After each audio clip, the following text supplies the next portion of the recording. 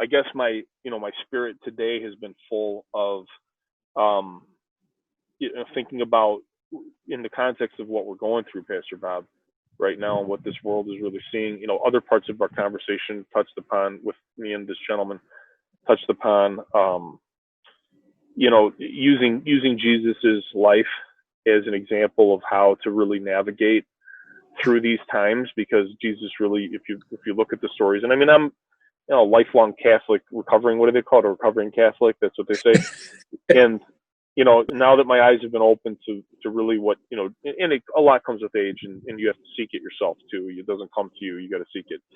But once you do, seek and you shall find, and you start learning, even me as a novice, learning these stories that basically are a roadmap of how do we get through this? How do we live a happy and successful life? And it really comes down to something simple like, being kind. So I'm going to tell you a quick little story, and then I'm going to hand this over to you.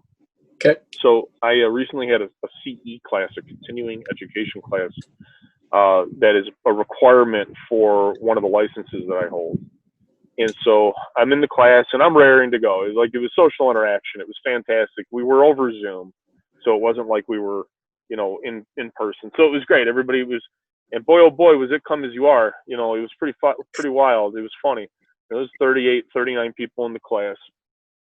And so it was a class that was on ethics, and the teacher decided within the first about 45 minutes that he was going to turn it into a class about cultural awareness. And he didn't say the words exactly, but his communications to us were supportive of that. And I have no problem with this. I just, when it strays off of why we were there, I started to get a little upset. We were upset to learn. We were there to learn, the ethical boundaries of our licenses. And so, but anyhow, the class became a cultural awareness class, and we were there for 4 hours, and we were only 45 minutes into it when it started. So at about the 3:15 mark, the 45-minute mark, and then, you got 3:15 left of this whole thing. He decided to make a really interesting comment. And so he started to tell us, he said, what we're supposed to do as people and as holders of this license. He said that we're supposed to now ask everyone that we're going to work with the following. What can I do to not offend you? How do I not offend you? So I was really taken aback by this, that he was telling us this. This is what we're supposed to do. And I said, so you're trying to tell me, I'm in for this license, this is the real estate license, so this is agent's work, right? And I go, so you're trying to tell me, somebody calls me up and calls somebody on my team up, and I got a team of people, so I got to turn around, I got to tell my team this. You're trying to tell me that every time somebody comes to us, we're supposed, to say, hey, Gio, I want you or your team to help me find a house, or hey, I want to buy an apartment building, or hey, I want to buy a hotel. You're saying that I then have to in turn ask them, okay, cool, I'll be happy to help you. How do I not offend you? And I said, I find that very difficult to believe. Yes. And I said, can you, and so then he kind of, backpedaled a little bit, and then, he stumbled over his words a little bit because I called him out, and he hated that I called him out in front of 38 other people. But then he ended up deciding to dig himself a bigger hole. There's only one woman of color in the entire class. Oh, no. He decides to, in front of 38 people, decides that this is the next step that he's about to take is the proper course of action. I didn't think it was myself, but he decided to call, I can't remember the lady's name. She's a real nice lady. How he calls her out immediately in response to me saying to him, you're telling us that we're supposed to say to other people, how do I not offend you? Let me count the ways that I'm about to offend you. And so he ended up in his response to that, before he called on this only woman of color in the whole room, his response to it was, he said, well, me, I have a sarcastic personality, and so I might offend people with that. I go, so what you're trying to say is that you cannot control yourself long enough with your sarcastic personality while meeting with people, that you can't control yourself enough to the point where you have to ask them to tell you how to not offend them? what are we here for? We're here for an ethics class, I thought. So it was very profound. And then he decided after he said that it wasn't enough and that he needed somebody else to hopefully support what he was saying. And so he called out the only woman of color in the whole room, singled her out. It was so uncomfortable. Pastor Bob, it was so uncomfortable. He singled her out and he said, well, what do you think we should do? And I'm like, and I have to say, to her credit, the woman handled it incredibly well. She was very smooth and suave with taking it. And what she first said, because to preface this, Pastor Bob, before all of this happened, I had made one previous comment before I asked him. When I was responding to him when he said that he couldn't control himself, I said, so you're telling us that it's okay to not control yourself and just say, hey, to hell with you, I'm not going to change for anything, but I am going to ask you to tell me all this. So let's just spend the next 4 hours of you telling me how I'm not going to offend you, and forget about the fact that we're here to help you find a hotel to buy. But why don't you just tell? And then I said to him, I said, why don't we do this? I said, why don't you just try being kind and treating people with the golden rule that we're all humans. We're all here together on this planet. I don't know, Pastor Bob, maybe you do because you are closer to God perhaps than myself, but maybe you know somebody that doesn't live on Earth, but everybody I know lives on Earth. I don't know anybody that doesn't live here, right? Do you? So yeah. Why don't we just try being nice and good humans and realize, that we're all God's children. And that's where the conversation needed to go from there was, to find God. And I think that a lot of what we're going through here can be, the answers to what people are really truly seeking. A lot of people are having very, very conflicted emotions and emotional responses to this. And a lot of people don't know what to think because you're damned if you say something, you're damned if you don't say something. You can't react. If you don't react the way that everybody wants you to react, you can't react at all. And even if you don't react, then you're persecuted. It's a whole bunch of just, really strange times. And I think for me personally, through your guidance, Pastor Bob, and your friendship with me in in history here through time has really taught me that we need to first get right with God. And I think that people need to hear this message. And I think that learning the more you can about Jesus's life and about what he did, you'll see that there's a roadmap there. So I'm gonna just leave it there to you, Pastor Bob. With everything that I've told you here, it's been culminating. All right. The anecdote that led to the story that led to this moment is very profound. I feel sorry for whoever was trying to teach you because I think there's a way better way to ask the question, and I think you introduced it to him, which is, how about you just be kind? I feel embarrassed for him that he would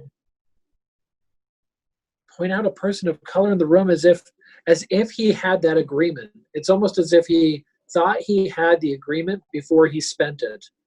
And he spent it the way that he did. And I think there's a better question to ask than how can I not offend you?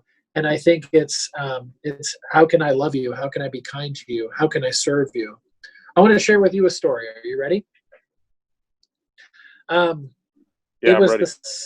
It was the celebration of the 500th anniversary of the Protestant Reformation.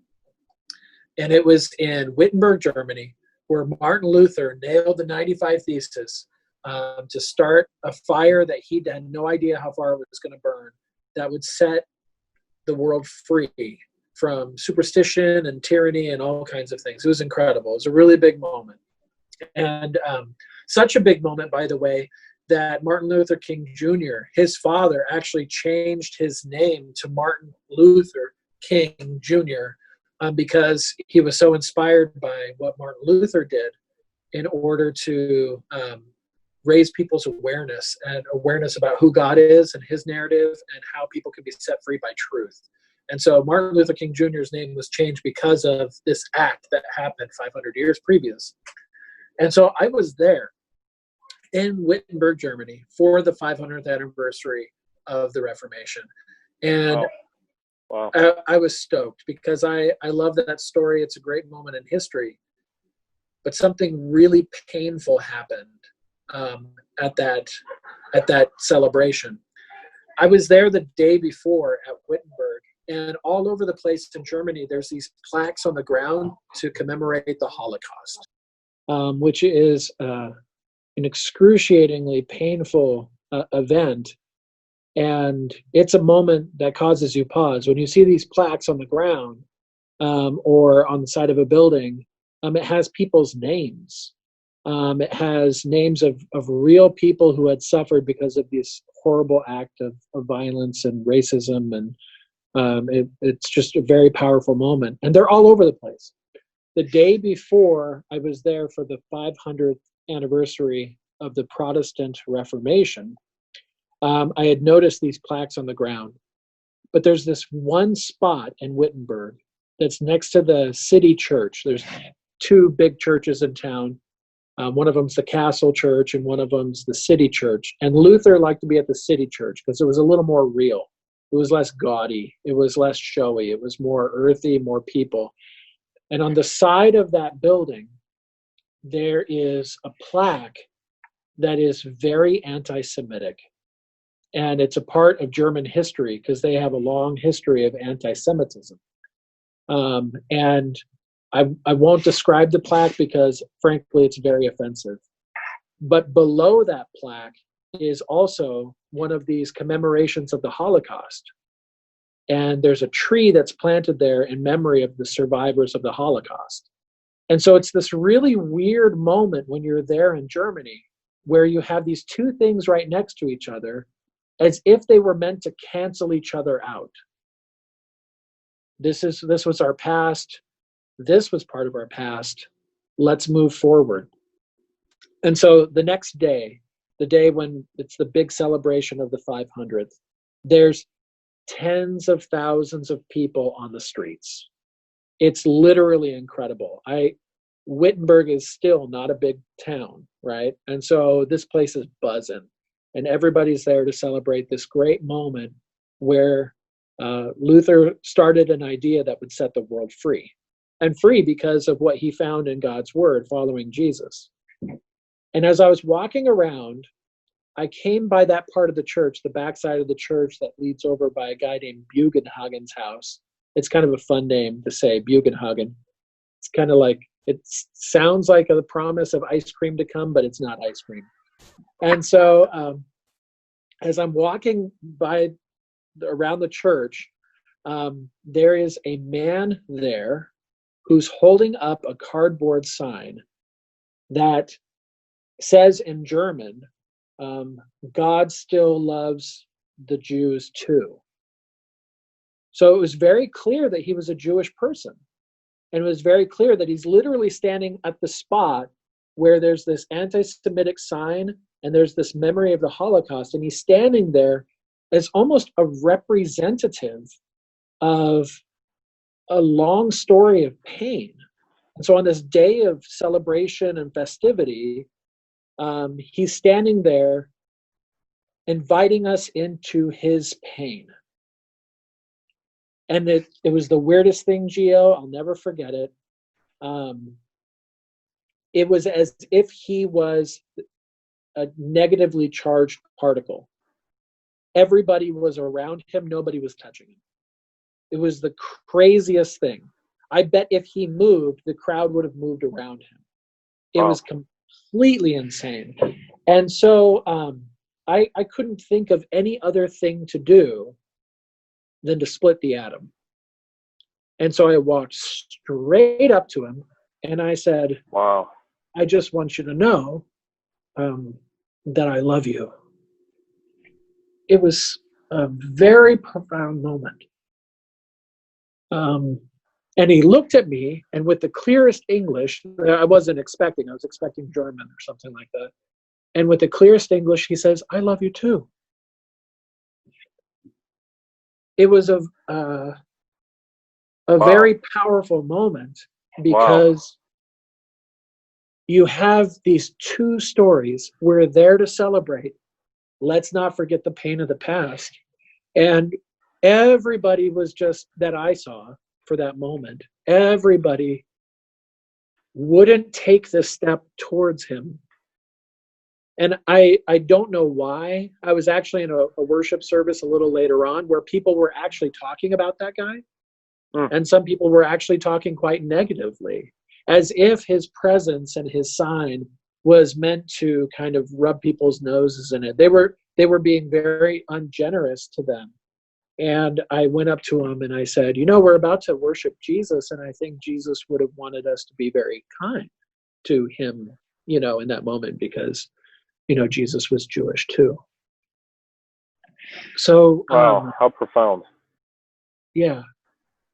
What I think ends up happening in the world today is a lot of people only see the person holding the sign, and they're not in touch with kind of the need to just be kind at the human level. Now, I have to admit, I was on my way to go do something. I wasn't bored. I wasn't window shopping. I mean, I had to meet up with our group because I had this reputation of constantly getting lost on these trips, which is, well, me. Half the fun is what it is. But all it took was just a second, so it was a conscious decision. And yeah, I was a little frustrated that nobody else was dignifying him with a response. But there could have been a lot of responses in that moment. And the one that was kindness, I think it made a difference for him, but I also know that it made a huge difference for me. I think when you have big issues going on, big ethical issues or racial issues or stuff like that, I think it takes a lot to stop what you're doing, to take the time to make the choice to be kind, to get in touch with something in yourself that says, I can relate to your story, and then treat that person with the same dignity you would want another person to be treated. I think of Las Vegas, where on a Sunday, police was shot in the head, and the police had returned fire, and there was another shooting with another person as well. So we went from a police shooting because of a protest to the very next day, the city began to pray. So the news was awash with prayer gatherings that were happening all over the city. So the very next day after that, the police started to march with the protesters. And I think they crossed that line. They split the atom. You know what I mean? Right. And it really changed the nature of the protests when they started to march with them. And I couldn't be any more proud of the Metro Police Department for taking the right step. They could have stayed in a confrontational stance, but they chose to march with the people. And I think that moment was really profound. Well, I want to jump in because you've said a bunch of profound things. You've said a handful of them. I want to address them. The thing that I'm taking away from what you just said the most is that really hit me the most, because I think it was for me maybe the beginning of where things could change, is this idea of the balance, the yin and the yang, and it started talking to me, like right now there's this thing going around where they're wanting to tear down statues, of General Lee and these Confederates, and it doesn't take the history away. I think it's more, I think it might be better for us as humans if you leave those statues up, but then maybe erect new ones to show that we here was where we were, and now here is where we are. Yep. And I think, taking away the history then robs us as a generation, robs us of having a very good tool to be able to treat our next generations and be able to teach them. And if the true goal is to, become one and come as a human race together, it is just a much better teaching to be able to say, well, here's who we used to be and here's who we are now. And when you take that history away and you have no way of saying, here's where we used to be, all that does is continue to perpetuate a fight for something that is never going to be achievable, because we have no balance. We have no way of negating, like you use that, splitting the atom and the image, the mental image of him being this nucleus, surrounded by electrons because you have this negative, and you being able to go in there and split that and then create this new nucleus. And that, idea, albeit completely profound and extremely existential, really is appropriate in its use here, because if we're trying to talk about one, it's really, really good to be able to say there's a balance there. You use the idea of the plaque. Here's this plaque. Well, it would be easy. It's just the plaque. It'd be easy just to rip the plaque off and be like, yo, this never happened. Yeah. But I think it's more profound to say, well, here's the plaque. Here's what this time used to think. And remember, I sent you that email this week about one thing that I think that humans are really bad at, and that is watching time. And I think that, when you, and this applies here, I think in this instance too, as of others, but without being able to look back at who you were, you have nothing to gauge it against who you are. Yep. Yeah, no, I think that's really profound. I think that if you tear it down, you're trying to erase a part of your story. And I think even if they tore it down, that man still would have been there with his sign. The thing that changes is people. The signs act as a way of reminding us. I'm reminded of another part of that tour in Germany. We were in Leipzig, and there was a church, a Lutheran church that was there that we went to go visit.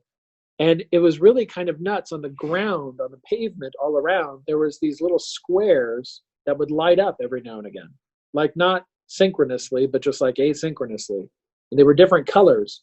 And it was really kind of, I thought, well, okay, that's neat. It's like sidewalk art, okay, that's kind of kitschy and cool. But then the person who was telling us about the building, they said, at this Lutheran church, the first protest against communism occurred. And it was the Lutheran pastor who welcomed in punk rock bands into the church to play their punk rock music, which was it was politically charged. It was anti-communist music. And so the church welcomes in this completely, it doesn't match. There's this cathedral-looking Lutheran church, and there's punk rock music playing. I mean, what if, the Sex Pistols were playing at church on Sunday? It'd just be kind of weird, right? Talk about canceling things out. Yeah. And so what it ended up happening is it caused a peaceful demonstration against the communists. And it actually, they credit that spot with the first people who drove communism out of the country. And many people gave their life in that protest. And each one of those lights represents the sacrifice that they made. And so what went from sidewalk art, that's cool, became like, here's this person who was a light. Here's this person who was a light. And it all began with this building of a monument. Reminds me a little of the Bible. Whenever something significant happens in the Bible, God says, put something here, put an altar here, build a pillar of stones here.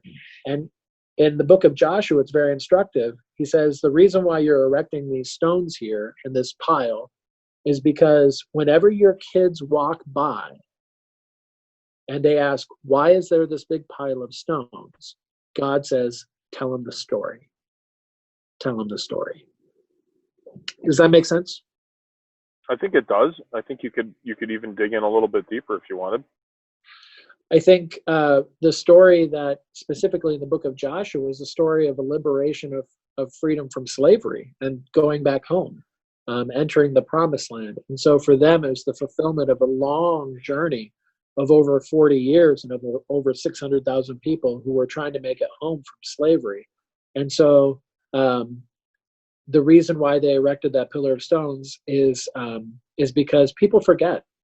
People forget the story, and people forget. We have very short memories. Humans have extremely.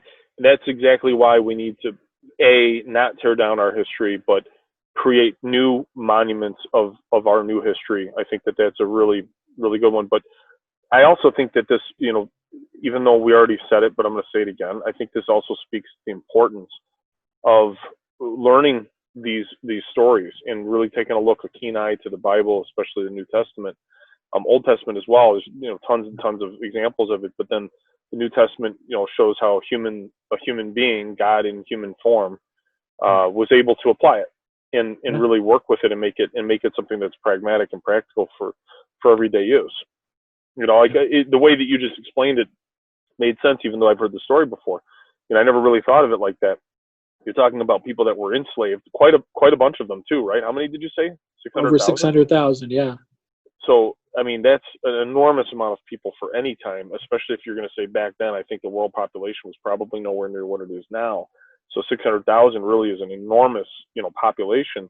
And they're all like, okay, you guys are free, but get out, go home. And so, you have this migration of people across, I think a lot of that was mountainous, desertous. It had a lot of physical and geographic challenges to it as well. I never really thought of it like, that migration of people on foot. Yeah. And it took that long to go somewhere, and the trials and tribulations of, now we got our freedom, but now we're screwed. Right? Yeah. Here I am in the desert. Yeah, thanks. Give me some food, and then manna falls from heaven. But anyhow, I digress. No, I like that. I think their story was a long story too. I mean, they were in slavery for over 400 years. That's twice as long as America's been a nation. Wow. And so, I mean, I think if you want to talk about the human element for a second, I think we humans, it takes a long time for us sometimes to process through our narrative. And so, I think really the key to following Jesus in these times is really 4 easy steps. It's first, getting in touch with something in yourself that gets in touch with their narrative. So say it's protesters for Black Lives Matter, right? And say, okay, I want to hear what they're talking about, and I want to get in touch with that part of the story. And when I'm in the process of getting in touch with their story and empathizing about it, not just saying, oh yeah, whatever, but like really saying, okay, that is a very profound narrative, and I'm glad that you had the courage to share that with me. But what that moment does is it leads you to a moment of repentance, and it makes you say, this world is messed up, and it does need to turn around, and I do need to seek God about that. They're not protesting for no reason. And the reason that they're going to share with me will be filled with pain. It'll be filled with memory. It'll be filled with all these things. And all those things lead us to repentance, which then leads to the second step, which is to pray with people. Say, hey, can we pray about this? If they refuse you, that's fine. But repentance always leads to prayer, because you got to talk to God. And in prayer, what you're doing is you both are talking to God, and they're overhearing your conversation with God. You're overhearing their conversation with God. And that's when change starts to happen in people, is when we start to go to God, and when we start to be changed in prayer. Now, some people think that prayer is all about, making sure that God does this for us. That's not what prayer is about. Prayer is about God changing us, not about us changing God. We can't change God. By nature, if he is a God, he will not change. And so the purpose of prayer then is that God would change us, change our hearts and our attitudes. We're calling on him to help us. I kind of think of it like with like my mom when I was a kid. I would tell my mom everything. I mean, but like, why?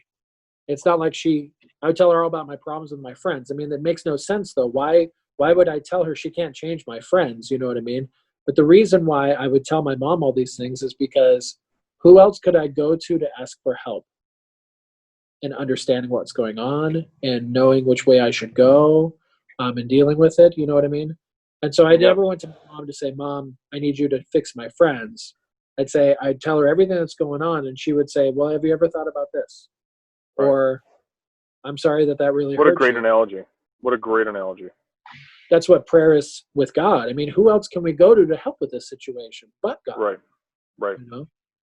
Well, I think that's the main point, and I think that's the one that we should be hammering home here is, we do not know. We do not have the answers. Just as, many things that we humans think that we have control over, or that we have some kind of, say over. I think, there's a lot of, and that's as an example, like God gets to pick when you die, not you. We don't get to pick when we die. We don't get, and therefore we should not pick when someone else dies. We don't get that. We don't get that privilege. God is the one that gets that. That's nothing to do with us. So I do believe that really this introspection, that I think people need to really not lose focus of the moment. We have this very strange time that we're in right now where people are probably more willing to listen to ideas now than ever before, even though it doesn't feel that way necessarily. I think if history will show that if we look back, we're looking back at a time where if it's done right, a lot of really great change can happen here. If it's done wrong, I think we're going to only just be like making a U-turn and then going right back, into it. And I think it could then become a vicious downward spiral pretty quickly, where in that case, nobody wins. The only really thing that wins is evil.